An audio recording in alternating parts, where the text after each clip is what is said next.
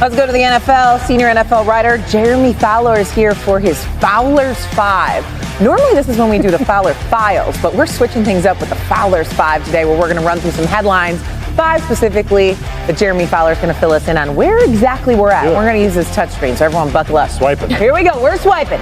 And see, that's why I said buckle up. We're going to start with Aaron Rodgers. June 1st is tomorrow, I think. What's the holdup here? Well, the holdup is the Steelers are just kind of hanging here, Shay. When I check with people with the team, they continue to say they've had contact with Aaron Rodgers. They've remained optimistic, but nothing has gotten this to the finish line yet. We always knew with his first foray into free agency in his 20-year career, this was all going to be very unpredictable. So right now the Steelers are working with Mason Rudolph and rookie Will Howard in OTAs. The hope would be that around May 10th through 12th, when they hit the field for mandatory minicamp, that Rodgers would be there. Right now, they're simply waiting. Yeah, that makes sense. Do you like I said, I think tomorrow is June 1st? Okay, where am I? Where's my brain? You're good so far. Another AFC North team with things to do is obviously the Bengals. Trey Hendrickson looking to get paid. What do you know about him? Well, he had said he plans to miss games if he doesn't get his contract. I've checked with sources close to Hendrickson. They believe that he is dug in here, that he could very well do that. He's made a lot of money. He is dug in on the fact that he just feels like they have not offered him, the Bengals that is, a contract commensurate with his skill set. So he wants something in that $30+ million range based on what those other top pass rushers are getting. Bengals made an initial offer in the spring. It wasn't quite where it needed to be. So now it's just truly a standoff. There's a lot of time left. Talking to executives around the league, they do believe that they can come to some sort of common ground maybe before training camp. But if not, he is prepared to sit out some action. We'll see how the conviction plays once the fines start coming. A lot of players end up coming, but he's not happy. This is the guy that led the NFL in sacks last year, so it's wild that Cincinnati's kind of dragging their feet on this. Okay, we keep it moving here with Jalen Ramsey. There we go. Oh, I'm going to do this. I'm going to make life easy. Jalen Ramsey, tomorrow or next month, there's an important date on the horizon for Jalen Ramsey. Tell me more about it. So June 1st. There we go, tomorrow. If they were to trade Ramsey, the Dolphins, after June 1st, they would save almost $10 million in cap space. As opposed to doing it right now in May, they would be taking about an $8.5 million cap hit. So the plan still is for the Dolphins to move on from Ramsey. They've been talking to multiple teams. They've been engaged in trade talks. The feeling is they can get this done. The Rams have been involved to some extent. It's been hard to find another mystery team that's going to get this to the finish line. We'll see if LA steps up. I watched a little Mike McDaniel's press conference yesterday. Normally he's pretty chatty about things, very open. Not so much with one Jalen Ramsey. Okay, I got smart here. Here we go with Kyle Pitts. What do you know about him? So there's a little trade buzz on that right now. I checked with a source who said that if the Falcons can get a really good offer for Kyle Pitts, that he very well could be moved. So it's not a situation where they're aggressively shopping him, but they certainly appear open. That's the feeling around the league, that they'd be open to moving him at the right offer. And so from Pitts' perspective, he does love Atlanta. He's not requesting a trade or anything, but my sense is he would at least be open to a new offense somewhere else, because right now he's probably the third or fourth option in Atlanta. Somewhere else he could be more prominently featured perhaps. Yeah, after his rookie season, he's kind of dipped off a little bit. The good news, though, is that Pitts has played a full 17-game slate in 3 of his 4 NFL seasons. Okay, lastly, I feel like we've barely talked about Cam Ward. How is he looking early on here in Tennessee? So one thing that has stuck out to the Titans coaches is that Cam Ward has been essentially living in the building. So he came in with the rep as a hard worker. I'm told they've had to kick him out of some meeting rooms, some coaches' offices, literally kick him out. Hey, we're good, man. You put your work in today. He is full go trying to learn the Titans offense. And the plan, my sense is the plan is they'll give him more and more. And so right now, they're easing him in. He's not getting all the first team reps. I expect that to change as the weeks go on, especially leading into training camp. And they have Will Levis, the 3rd-year quarterback they drafted in the 2nd round a few years ago. I think the plan is to keep him around right now. They feel like he can still be a good influence on Ward, and they can have a solid quarterback room. Okay, but living at the facilities, I'm sure coaches love to hear that. By the way, Tennessee opens the season in Denver on September 7th. Jeremy Fowler with his 5. Thank you. Thanks, Shay. There'd be no truth to that. The Cleveland Browns began their first OTA session yesterday with the most notable absence from voluntary workouts being Myles Garrett. Apparently, if you look at his Instagram, he's in Japan. All the focus, though, is on the quarterback battle. It's very, very crowded there. Here's Kevin Stefanski. We're mixing it up every single day, so that's why I tell you not to read much into it, even though you guys don't listen to me. But we're just trying to get guys exposure to different concepts, those type of things. So we're not leaning into or worried about the order at this moment. Because it's a good question to bait somebody into answering, and no matter how they answer it, it kind of makes the guy that's answering it look bad. If I say I don't want to be a mentor, I look bad. If I say I do want to be a mentor, then I look like an idiot that doesn't care about being good and playing football. I tend to try to be honest, and I've said I'm not a mentor. I play football. There's learning experiences, and I have a lot of experience, and I can talk on things, and hopefully they listen. But it's not necessarily like my job to like make sure they listen to me. And you gotta appreciate his honesty there, Bug. I mean, really. I love it. You got Flacco, you got Pickett, you got Gabriel, you got Sanders. I mean, what do you make of this crowded room, Bug? They got a lot of misfit toys in that room, and I get it. First of all, I love the honesty from Joe Flacco. His job is not to be the role model, the mentor. It's to come in there and be the veteran quarterback and try to bring some stability to their room. As far as the room in general, like Deshaun Watson, 2 Achilles surgeries, Flacco, Kenny Pickett with the 2 gloves, then you got the 2 rookies coming in with Sanders and Gabriel. I don't know what we're going to get from them. I don't think anybody with any sense knows what you're going to get from that room. I suspect at some point it's going to be Flacco or Kenny Pickett trying to figure out who's going to start, and then they're going to figure out with the young guys. I don't think Watson is going to be ready coming off not just 1, but 2 Achilles surgeries. So at some point, Lewis, like if you're really going to be honest about this room, they really don't know what they have in this room right now, and they got to hope that somebody steps forward, whether it's a young guy or one of the veterans that they have. Look, it's really going to be all about rep efficiency, right? As a player, that's what you're looking for. As a coach, that's what you're looking for. Meaning, look, everyone's not going to get equal reps. Everyone's not going to get the same amount of reps, exposed to the same looks, get the same number of throws in each period, whether it be first down, second down, third down, red area 2 minute. But it's about the efficiency. It's about having as close to perfect reps as possible. And then it's up to Kevin Stefanski. And then I think it's important for Kevin Stefanski to move this around from day to day, from practice to practice, to make sure, as he just said, make sure all these guys, though, are exposed to the situations that he needs to expose them to, so he can then make a real, a real organic decision about who's the best guy, so it's truly a meritocracy. You want to make sure that in the end is what comes out of this, and that you're not stacking the deck in one guy's favor over another, which we've seen coaches do now, because they're human beings, and they want certain guys to excel based upon their own convictions going into it. And we've seen that mess things up in the history, and we'll see it mess things up going forward. I think it's so interesting what you're saying, because I remember covering the Seahawks in 2012 up at that training camp up in Renton, Washington, and they had the late Tavares Jackson in camp. You had Matt Flynn, who just signed a massive free agent deal, and in comes a 3rd round Russell Wilson, and he was bar none the best player. And then the preseason starts, and he's throwing touchdowns all over the Cowboys. And to a man, you couldn't look around to anyone covering the team or anyone within the organization and say anything than, hey, our 3rd round rookie's the best quarterback we got. He started week 1. It's really difficult for a day 3 quarterback to start out of the gate. But with the current situation, and you have a Joe Flacco who has been there, done that, and has been there, done that with this team, and you have Kenny Pickett, who was a backup last year, and you have Dylan Gabriel, who no one else really saw as a day 1 or day 2 pick other than the Cleveland Browns. There is a window. But for Shedeur to have that opportunity, he has to outwork and outplay those guys every single day, because the uphill battle of being a day 3 pick, that is real. Yet I think there is a window open, and in other situations where there's a bona fide starting quarterback, there wouldn't be. So there is an opportunity for Shedeur to win this job. Yeah, and you bring up the Wilson comparison, maybe the guy nobody saw coming, and then in no time he brought them to their first Super Bowl championship. Well, the Ravens have been one of the top teams in the NFL since John Harbaugh took over in 2008. During that span, they have the 4th best win percentage in the league. They are tied for the 3rd most playoff wins. That might surprise you. Their average margin of victory is 2nd highest in the league. Maybe it shouldn't surprise you given Super Bowl 47 and that title, but this version of the Ravens, Peter, has to take the next step in the playoffs. Lamar Jackson sits at 3-5 in his career in the playoffs. So, I mean, what concerns, if any, do you have about this roster, or do you see them as complete?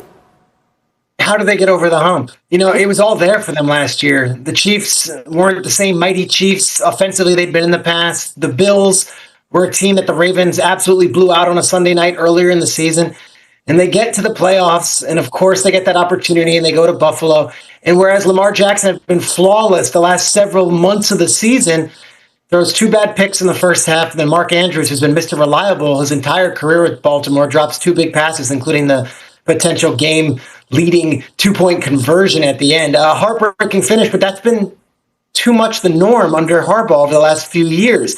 So now you've got Lamar Jackson, who was this young, up-and-coming quarterback, now nearing 30, and then the other end of 30 coming with, wait a second, are these the best years of Lamar Jackson and the best team we're going to be able to field based on contracts and salary cap and everything else that happens in this league? Gosh, to me, if I'm the Ravens, I'm looking on paper and I'm saying Eric DeCosta has built the best team of football on paper. Lamar Jackson's been as good as any quarterback in the NFL the past several seasons. And we don't have a Super Bowl appearance to show for it. So you can't control crazy things like L'Jarius Sneed knocking a ball out of Zay Flowers' hands or Mark Andrews dropping passes. Yet at some point, you're not going to get those opportunities every season. You got to capitalize on those moments, and they just haven't the past few years.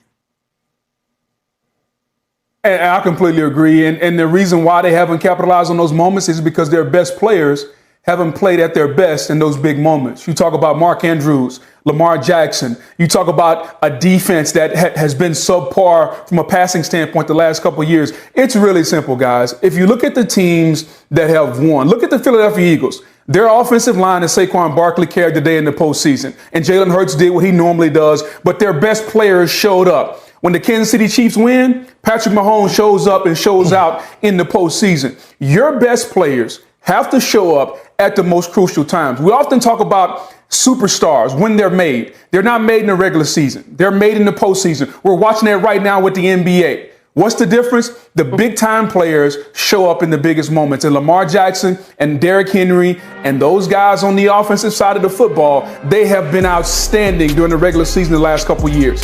They have got to do it when it counts the most. And to be honest, that's the last step. Like, you don't really need to go out and get more weapons, more offensive linemen. Like, you don't need a bunch of stuff. They have everything they need. Sometimes what you have needs to perform at its best on the day that you need it. Yeah, it's funny that I'm going to use Mike Tomlin, one of their bitter division rivals, to kind of explain what Baltimore needs to do. Mike Tomlin likes to say you have to make the routine plays routinely. Ball security is a routine play. It's something you practice every day from day one, training camp, install, OTAs, minicamp. That's routine. Catching the football is routine. Mark Andrews can do that in his sleep. Catching it is routine. All that was on that sprint right roll out there in the 2-point. All that is look the ball in. It's a little bit behind you. Get your body down, cup it in, look it in, move on. Lamar knows better than when he's trying to scramble around when he's trying to extend a play. He knows keeping 2 hands on the football is a routine thing that they teach quarterbacks to do in extended play situations. He doesn't. The ball gets knocked out. They turn it over. See, those are the kind of things that they need to do. It's not that they have to make special plays. They don't have to make otherworldly plays or we're going to run on SportsCenter over and over again. Just make the routine plays routinely, and the Ravens will get everything that they want, because they are stocked. Read and react to some sound coming in across the NFL, and we start with Steelers Hall of Fame quarterback Terry Bradshaw, who gave this assessment of the Aaron Rodgers situation. That's a joke. This to me is a joke. What are you going to bring him in for 1 year? Are you kidding me? I mean, that's not the Steelers' way, right? No, man, that guy needs to stay in California. Thank you. Thank you. Chew on bark and not sticky the gods out there. Hey, Peter, I love this. This is a guy who has won 4 Super Bowls with the Steelers, but he sounds like a disgruntled talk show call-in fan talking about this. Terry Bradshaw is amazing. I worked with him for 10 years at Fox. Says he wants to chew on bark. That's my line now to anybody I don't want to talk to. Go chew on bark. I'll tell you this, with the exception of Charles Barkley, I don't think there's anyone who gives less of a you-know-what talking about current players today than Terry Bradshaw. I've seen him ruffle feathers with Ben Roethlisberger. I've seen him ruffle feathers with Mike Tomlin, and he had no problem speaking his mind on Rodgers. And I'll tell you what, talking to a lot of Steelers fans, he ain't the only one. Yeah, exactly. They're saying, preach, Terry, preach. All right, meanwhile, moving on, we head north where Vikings head coach Kevin O'Connell talked about his quarterback, J.J. McCarthy, who heads into camp as the starter in Minnesota. We can't assume that he knows any particular thing just based upon the meeting room. We've got to come out and feel it and organically feel exactly where he's at. I've told quarterbacks for a long time, the meeting room, when you're studying things on your own, and then when you're in it, in the huddle, coming off of a play where, I might have missed a protection call, but that doesn't change the fact that there's another down coming and another one and another one. And what I've been really surprised by is some of the things that he does know. So, Lewis, you did so much film work on him going into the draft last year, and it's so unfortunate we haven't seen him at all yet in the NFL, but we're going to. What should we expect? I think a lot of the things that you hear Kevin O'Connell talking about as far as how brilliant he is, in the meeting rooms and how good of a guy he is in the locker room, you're going to see that translate on the football field. And what he's talking about is that he has functional intelligence. He has functional athletic ability, functional instincts. In real time, you see it all come together. And it's why they moved up to draft him number 10 overall. This guy's one of the great leaders. He can move in the pocket. He can pick up first downs with his legs. He can make all platform throws. He just wasn't asked to do, Hannah, as you know, he wasn't asked to do this and carry the load when he was at Michigan. He's going to be asked to do a lot more of it now, and I think he'll be up to the challenge. He's got a fantastic team and a fantastic coaching staff surrounding him. Yeah, highest drafted quarterback in Vikings history at number 10. All right, let's go to Houston. Another guy who was drafted high, C.J. Stroud. DeMeco Ryans has a new look O-line to protect his third-year quarterback and was asked about it today. Yeah, this is our first day of OTAs, so when it comes to finding our best group, it'll be a lot of mixing and matching guys, putting guys in different spots and seeing, which 5 guys work well together. So one thing about the O-line is a lot of smart guys in that room, and they can move around, they can play multiple spots, and so that helps them. But it's just a matter of finding that 5 once we actually can get in training camp, put pads on. Nobody's making the team right now in shorts and helmets. I love it. Gotta love everything DeMeco says like that, right? And CJ was sacked 52 times last season, Bug. How much better do you expect that O-line to be? Well, they better be better because the regression that their young quarterback took was due in large part to the offensive line and those 52 sacks you talk about. They got a lot of weapons to choose from as far as bodies on the offensive line where they can plug and play and move guys. But here's the one position that I'll look at that I've really got a lot of question marks about is you take Laramie Tunsil, you trade him to the Washington Commanders, you bring in Cam Robinson at the left tackle position. That is the most important position for a quarterback. It's the blind side. He's got to feel comfortable. And for a quarterback to not feel comfortable last year with Laramie Tunsil, and now you take him away, and I don't care what you say, Laramie Tunsil's a better player than Cam Robinson, and now you put Cam Robinson at that position, I need to see it work because it's going to be a direct reflection on what type of season that C.J. Stroud has next year, whether or not he can get protected on the left side. Yeah, a lot of Houston fans were with you, Boog, wondering about that move by the Texans front office. We'll see. Only Caleb Williams was sacked more than C.J. Stroud last season. We're going to have more on him coming up, by the way, on NFL Live. Also, Jaden Daniels. A rookie season for the ages. The first rookie in NFL history to throw for 3,500 yards and rush for 800. His total QBR was the third highest by a rookie since the metric was introduced. He became the 6th rookie to start a conference championship game. And the Commanders scored 30 points no less than 7 times with him under center, the most with a single rookie quarterback in NFL history. He was asked today how he's getting ready for year 2 in Washington. I got to go out there and prove myself each and every day. No matter if it was last season, this season, or, 20 years down the road, you got to prove yourself each and every season. There is no flinch in Jaden Daniels. He is an absolute, as focused and relentless as you could about getting better. There's a lot of things that, he and the rest of us are really digging in hard on to say, all right, can we get this better? And if he does that, I do that, others do that. We thought collectively, and there's a lot of space we can get better at.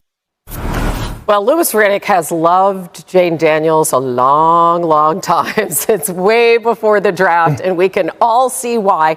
But it is not uncommon, and we talked about C.J. Stroud with Boog just moments ago, for quarterbacks to take a regression in year 2 for any number of reasons. So how can Daniels avoid those pitfalls? Yeah, I think first and foremost, Hannah, look, Jaden Daniels himself is the last of my worries. He's the least of my worries. I'm not worried about him at all. And I think Dan Quinn already just really expressed that. So when you're talking about why do quarterbacks regress, a lot of times it's about things that surround them. First and foremost, it's about keeping people healthy around him. So meaning keeping the roster intact and making sure that the guys are available for 16, 17 games, and then improving upon those players that are surrounding him. And Adam Peters went out and did that. Look what they did on the offensive line, with getting Larry Tunsil, with drafting Josh Connerly, with drafting Jalen Lane, with bringing in Deebo Samuel. I mean, that's just knocking it out the park. And on the defensive side as well, they added players like Trey Amos, who's going to wind up being a shutdown corner for them. So the team got better. And then, really lastly, keeping the coaching staff intact, keeping the people who are in his ear primarily every single day in the meeting rooms, on the headset. And I'm pointing right at Cliff Kingsbury. He's still there. So that, to me, if you can keep those three things in order, look, he's going to do his part. But as long as you keep all that stuff in order around him, I think it's up and away even further, and he takes off and builds off of one of the best rookie seasons we've ever seen. It's the sky is the limit. I think it's the best rookie season we've ever seen. And I can't imagine. I mean, you can go Randy Moss. You can maybe say some of these other players at different positions, but from the quarterback spot to do all the statistical things that he did, and then also take your team from being the dregs of the league to the NFC Championship game, I think it's the greatest rookie season we've ever seen. So how do you get better? Well, you put the things around him. Deebo Samuel's coming in motivated. That's the best part about this deal. They didn't just trade for Deebo Samuel. They traded for Deebo Samuel in the final year of his contract, where he's not taking a pay cut from that massive deal he got from the 49ers. So he's making huge money, coming over to Washington, and basically in a one-year deal. And the Commanders front office is saying, we're putting our names on you. Adam Peters drafted him out there in San Francisco. I'm going to put my faith in you. I'd love to pay an extension, but you got to earn it. So here comes Deebo, motivated, looking to go. We know what he can do. And then you mentioned Jalen Lane at the end there, Lewis. Look, 4th-round pick, day 3 guy, Virginia Tech out of Middle Tennessee State. Just watch. This is one of those guys that Cliff Kingsbury had his eye on during the pre-draft process. Got him. Don't be shocked if you see a lot of Jalen Lane in that offense early and often for the Washington Commanders. Mm-hmm. You normally make your biggest improvement from year 1 to year 2. And so I think that's why we all are super excited about Jaden Daniels. And I think for him, even though he had a really good year last year, at the quarterback position, the game is going to slow down. So it's going to allow him to make the people around him better. That's number one. Number two, I think he's got to understand that even though he rushed for 800 plus yards last year, you can continue to do that. But now you're so valuable to this team, to this city, to this organization. Make sure that you put those Lamar Jackson rules. Get everything you can get and then get down. Get everything you can get and then get out of bounds. That's the type of altitude he has ascended to right now, because he can be the MVP of this league, but he's got to continue to move forward and take that next step. And the next step for him is, how do you become amongst the elite, like Josh Allen, like Mahomes, like Lamar Jackson, where you can take your team and put them in these rare games consistently, year after year after year. And everything you guys said is true, but now it's time for him to build off of it and take that next step. Yeah, 8 games where he led the team in both passing and rushing yards. I mean, no rookie has ever done that in history. To your point, Peter, we really haven't seen anything quite like him. And by stark contrast, the guy who was drafted ahead of him. Let's go to Caleb Williams.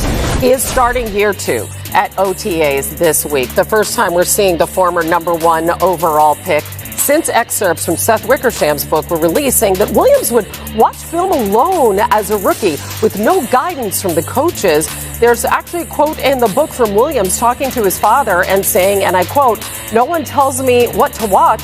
I just turn it on." Caleb was asked about that today, new on NFL Live.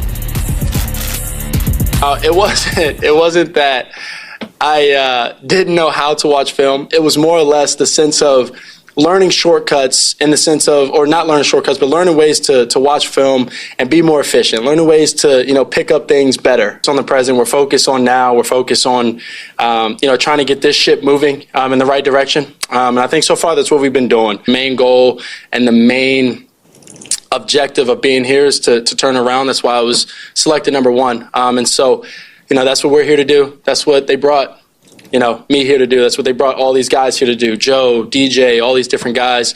And that's why they brought Ben here. Yeah, referring to their new head coach, Ben Johnson. What impact do you envision that he will have on Caleb Williams, Lewis? I think he'll have a huge impact. I mean, obviously, look, Caleb is trying to be nice right there, okay? Mm-hmm. He's trying to say, hey, look, he's trying to spin this forward, because what he's basically telling you is, hey, look, no one was helping me be more efficient. No one was giving me some of the tips and some of the tricks of the trade in terms of this is what you need to be watching and paying attention this week against this opponent with this defensive structure. And this is how we can be more efficient, give us a chance to win more games. I think, look, as much as Ben Johnson is going to be in the spotlight here because he was such a whiz as a play caller in Detroit and now he's the head coach, the guy who you really need to keep an eye on is JT Barrett, the quarterback coach in Chicago. That is going to be Caleb's confidant. That's going to be the guy who really is the go-between between him and the primary play caller, which is Ben Johnson. That's the guy who can say on the sideline, hey, Ben, you need to now run the football. He just took a shot. He's not feeling real good. Call this play. Remember, we talked about this. Get him going. Get him in rhythm. I remember I've talked to numerous quarterback coaches about that, about the role that they play as the go-between between the QB and the primary play caller and how they can keep things going smoothly. And they're the ones who can teach them about being efficient. And that's why JT Barrett is so critical this year, as much as Ben Johnson himself. There's a lot of responsibility on the coaches, but also the quarterback, given that they rebuilt this offensive line. They add Colston Loveland. They add Luther Burden in the draft. He has plenty of weapons, Boog. What does the team need from Caleb? Well, number one, I think it's kind of funny that Shane Waldron did a great job out in Seattle, and all of a sudden he forgot how to coach. He forgot how to coach players once he got to Chicago. But that's an entirely different story altogether. That's number one. Number two, when you're Caleb Williams and you're pointing the finger at everybody else, I don't care if you laugh it off or not, but essentially he's pointing the finger at everyone else and says, you know what? I didn't succeed last year because of what they did. So you know what Chicago did and Ryan Poles? They went out and said, you know what? We're going to get you an offensive line. We're going to get you Luther Burden. We're going to make sure that you got weapons on the outside. We're going to get you the hottest offensive mind in the game in Ben Johnson. And now we're going to look at you and say, okay, what now? Because we can talk about everything that happened last year, and I would just advise you guys to go back and talk to some of the coaches last year, because we're only hearing one side of it from Seth Wickersham, number one. Number two, Caleb Williams has got to perform, Hannah. It's on him now. There are no more excuses. We can talk about the O-line. We can talk about anybody else, but they've taken care of all those problems. So if you're Caleb Williams, when you're pointing the finger at someone, there's 3 or 4 more pointing back at you. And he's got to perform right now, Peter, because if he doesn't, then it's really going to look bad on him. I think there's more pressure, Peter, on Caleb Williams this year than any player in the National Football League because of how he performed last year and because of the quotes that came out in that book this year. And because they built their entire team and coaching staff to build and lift him up. Now, if they want to say, hey, we messed up, we should have given him a veteran quarterback in the locker room, because last year his backup was Tyson Bagent. That from Shepherd. That wasn't a guy like a Josh McCown in his ear. That wasn't a guy like a Case Keenum who he has now. If you want to say, okay, maybe we didn't have the best support system around him, that's fine. Maybe Eberflus and then a rotating door of offensive coordinators isn't the best thing. But to your point, you could take shots at Shane Waldron. You could take shots at Thomas Brown. You could take shots at all those offensive coaches. Those are guys who've coached in the league quite a bit and have careers and resumes of their own with a lot of success. So now Caleb has all the good stuff, the bells and whistles. You've got the Loveland. You've got, of course, Luther Burden. And now you still have DJ Moore. And we've got another year of Roma Dunze. And we got Joe Tooney. And we did all this stuff. Oh, and by the way, we have the hottest offensive coach in the last 15 years to be hired in Ben Johnson. You're right, Booger. At some point, and it's going to be soon, if he doesn't come out of the gates firing and putting up numbers and he starts playing carelessly, you better believe that fan base is going to say, whoa. What about the quarterback? But you know what? I mean, that's no surprise. I mean, he's the number 1 overall pick. He already knows that. He knows that at some point it's going to be on him. And I'm not absolving Caleb Williams of any wrongdoing as far as him having a subpar season that couldn't measure up at all to what Jaden Daniels have. I'm not absolving him of anything at all. But we can also turn on the tape and we can see structurally that this offense was in disarray last year. It just was. It just wasn't good enough. And I'm not saying that Caleb didn't contribute to that, but everything needed to be better here. And I think he has a lot better around him now. And you're right, he better answer the bell. Yeah, no question. Have some stability as well. And listen, they have the 5th hardest schedule in the NFL. So it's not going to be easy. Still ahead.